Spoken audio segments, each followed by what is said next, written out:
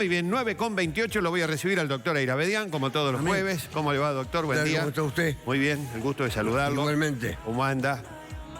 Se dijo que el pronunciamiento con motivo del suceso que convocó y concitó la atención de toda la opinión pública con motivo del hecho atribuido al joven Amoedo, Amoedo, sí.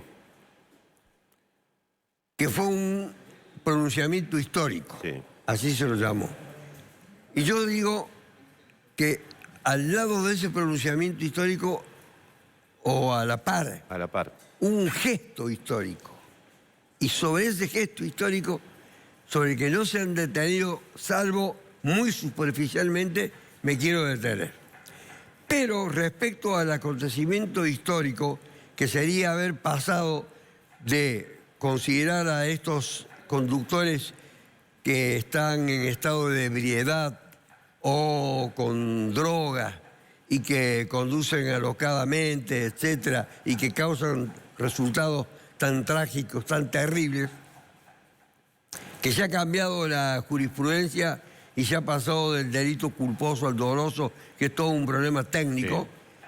Tengo mis reservas sobre eso, hasta no leer el pronunciamiento del tribunal, porque yo tengo una impresión, y se lo voy a fundamentar muy brevemente, de no haber mediado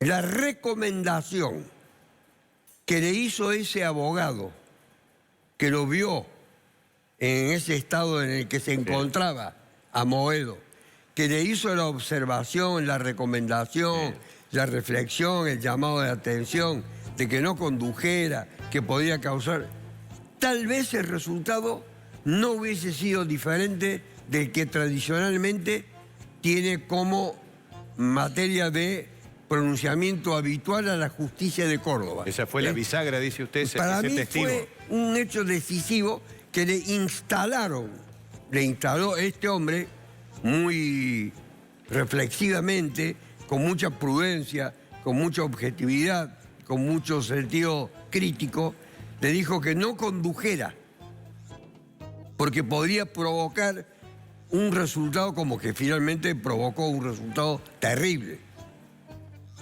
Este episodio, esta recomendación, va a aparecer, me parece, entre los fundamentos del cambio de sacarlo del homicidio doloso, por imprudencia, negligencia, etcétera, al doloso, del culposo al doloso. Porque así el hombre ya tenía elementos para representarse las consecuencias que podía traer aparejado conducir en esas condiciones, y las menospreció, fue indiferente para eso. Pero porque había recibido un consejo, una recomendación, una reflexión, lo que sea, pero algo que lo alertara sobre cómo debía conducirse. Por eso veo que es muy importante esperar el pronunciamiento del tribunal, porque dice, cambió la jurisprudencia de Córdoba. ¿Habrá cambiado la jurisprudencia de Córdoba o este hecho, esa recomendación, ese consejo, introdujo un elemento decisivo para decir que este hombre sí se tenía que representar lo que finalmente ocurrió? Porque es muy difícil para todos decir qué es el dolo eventual. Lo voy a dejar pasar por alto ahora en este caso, porque no viene, me parece, a propósito de lo que quiero decir. Entonces, eso fue llamado acontecimiento histórico, el cambio del culposo al doloso. Y usted habla de un gesto histórico. Ahora yo hablo de un gesto histórico que no tiene precedentes y que es el de la única sobreviviente de la tragedia, de Fernanda Guardia, que no puede caminar y la tenían que desplazar llevándola en andas y en su sillón de ruedas. Cuando terminó el juicio, en ese momento en el que aparecen todas las tensiones acumuladas a lo largo, y que van a seguir, por cierto, mientras dure también su tratamiento, etcétera, alguna posibilidad de recuperación, etcétera. Hay una mezcla de furia en las víctimas y en los familiares. Hay también una especie de resentimiento, de rencor, de ira, de dolor, pero sobre todo de rechazo a quien fue capaz de causar semejante daño. Dos sin vida y ella experimentando frente al autor del hecho la reconstrucción de todo lo que ha vivido, de todo lo que ha sufrido y de todo lo que seguirá sufriendo.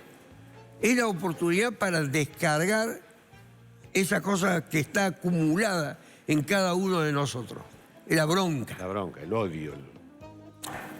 Hizo todo lo contrario. En un gesto de humanidad, en un gesto de dignidad, que la coloca en un lugar privilegiado de la historia judicial. Así lo llamo yo. Ella dijo, ¿cuál hubiera sido la actitud? Le preguntaron.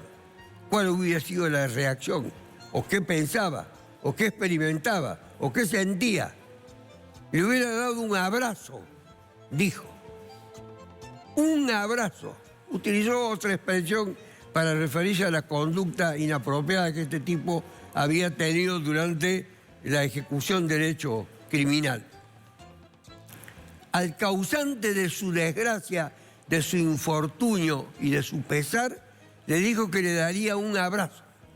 Porque así ella tomó, aunque no lo explicitó, tomó conciencia de que ese sujeto que estaba allí, que había pedido perdón al margen de que el perdón o el arrepentimiento fuesen o no fuesen leales, eso es una cuestión muy discutible, también él era una víctima de una tragedia, porque pasaba de ese lugar a una cárcel.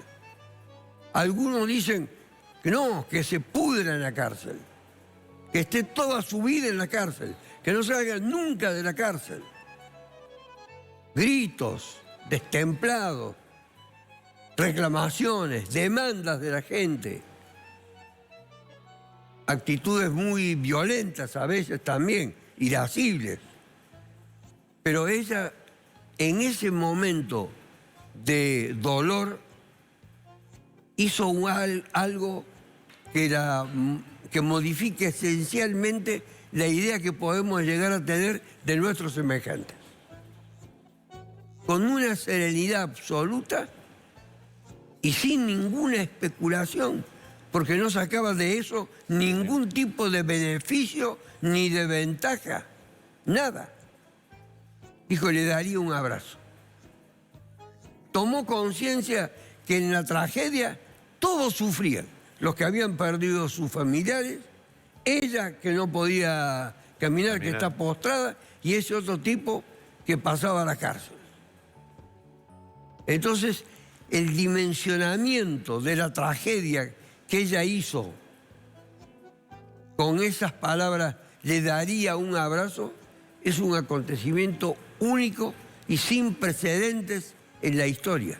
¿Usted no recuerda ninguno? Nunca nadie, algunos pueden haber dicho cuando los acusados en la última palabra piden perdón o se arrepienten. La mayoría le rechaza el perdón, el arrepentimiento. Algunos dicen, tienen un gesto así como compasivo. No, el de esta mujer fue un acto de piedad, pero de piedad para quien causó semejante tragedia. Entonces, entre decir que se trata de un pronunciamiento histórico, por lo que dije de la cuestión jurídica, está por verse lo que dice el tribunal, si no le da importancia a ese testimonio de ese abogado que fue decisivo para instalar el cambio en la mente del tipo, introducirle en la idea de él de que podía causar tal cosa, y él en ese momento despreció esa posibilidad. Allí está el verdadero dolo eventual. Una prueba inequívoca del dolo eventual. Vamos a ver qué dice el tribunal. Si se apartó o no se apartó de la jurisprudencia dominante. Eso por un lado. Uno. Pero este otro gesto es el que debo resaltar. Y quiero sí, para terminar, referirme a una de las manifestaciones que me parece que también deben ser rescatadas del brillante alegato del fiscal Arocena, porque fue brillante. Dijo, por eso digo que hay que pensar si va a cambiar la jurisprudencia o no. Hay tres conductas. Una, la del hecho imprudente. Otra, la de este episodio en el que hay un dolo eventual. Pero también habló de que hay accidentes. Es decir, la escala era así. Accidente, imprudencia, dolo eventual. Quedan subsistentes las tres posibilidades de conducta del ser humano en este tipo de hechos. Por un lado, uno, que es un accidente. Dos, que es un acto debido a la imprudencia del conductor. Tres, que es un acto o que obedece a esta representación que uno se hace de lo que puede sufrir conduciéndose de ese modo y no le importa. No le importa. Que sería la posición que él adoptó finalmente para fundamentar la condena. Por eso tiene una enorme riqueza que ha sido pasada por alto por muchos. Veamos los fundamentos y rescatemos a Fernanda Guardia. Muchas gracias, doctor. Gracias a usted. Muy amable. Me quedo acá sentadito para decirle a Andy, adelante con el móvil. Te vemos, Andy. Dale.